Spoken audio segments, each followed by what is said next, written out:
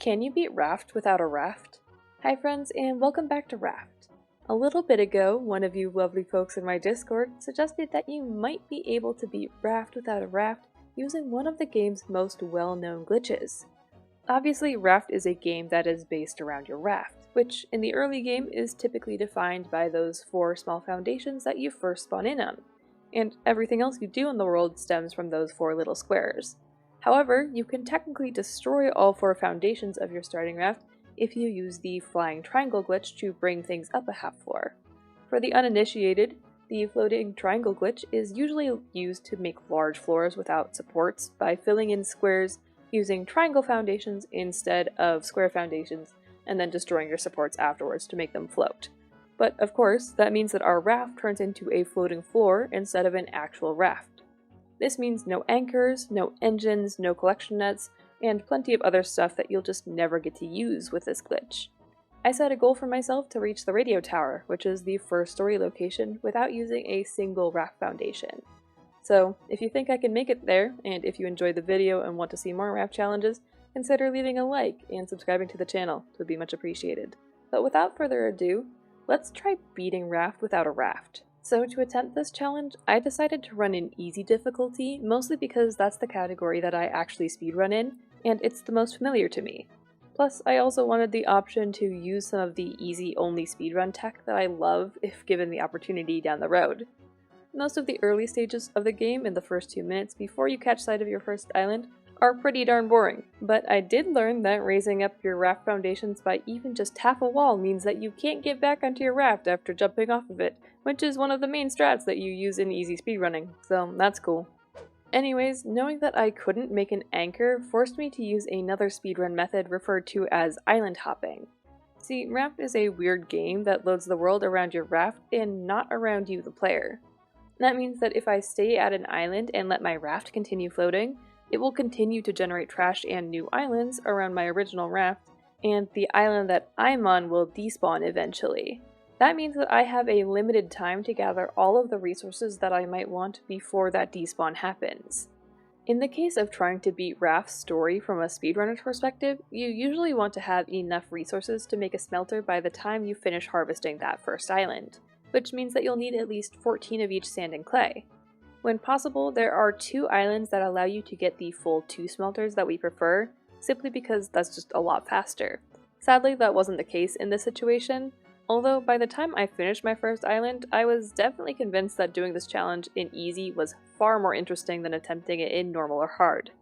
This is mainly because you could still technically just AFK every time you're in the water for 30 seconds to unstuck warp back to your raft, and just spend the rest of your time hooking in resources, which in my opinion is far less interesting than death baiting and drown routing.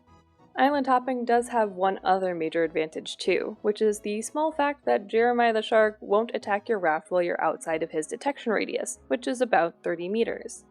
Not that that was really a concern in this situation anyways, because I don't have raft foundations, but it did cause an interesting dilemma. So because I was away harvesting an island, that meant that the instant I returned to my raft, it would proc a shark attack. But I just got an ever-expanding list of errors instead. Turns out Jeremiah has absolutely no clue what to do if he's supposed to be attacking your raft if there's nothing to attack, so he just sits there contemplating his life choices until you come stab him at least 3 times to release him from his immortal turmoil. Then he immediately turns on you and tries to take a bite out of your legs just for kicks, so that was one good deed wasted. Anyways, I spent some more time island hopping just to gather up the rest of the normal resources that you need to build the receiver and antenna, while I built up my raft in between islands. I also had some of the worst crate RNG that I have ever had. Typically, you're pretty likely to get at least 1 bolt or hinge from the crates that you find at small islands, but I was getting pretty much the worst possible outcome every time, which is a time loss, so sag.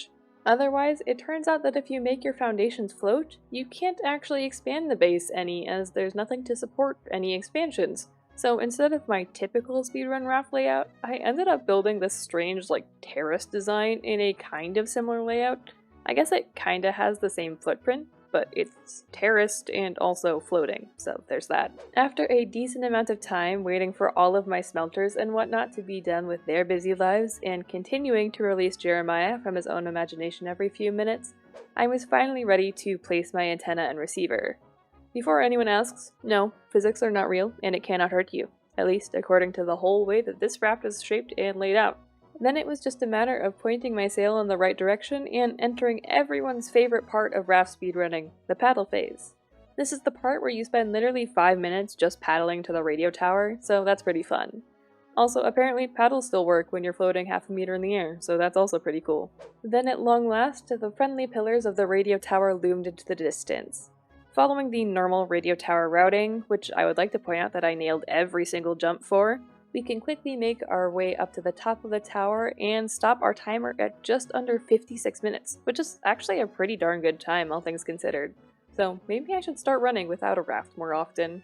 But that means that you can officially beat Raft without a real raft. And although certain story locations generally require an engine to reach and you can't place an engine on this kind of raft, you can bypass that requirement with paddles because they technically make you move faster than engines do, so reaching those locations would just require a ton of resource gathering to paddle between the islands to make every speedrun location just the normal speedrun, which is why I decided that it would be more tedious than entertaining to watch. So we're gonna call it here. I hope that you enjoyed. Please consider leaving a like if you did, and consider subscribing if you haven't already. It really helps me out. I hope to see you all again soon, but until then, have a great day.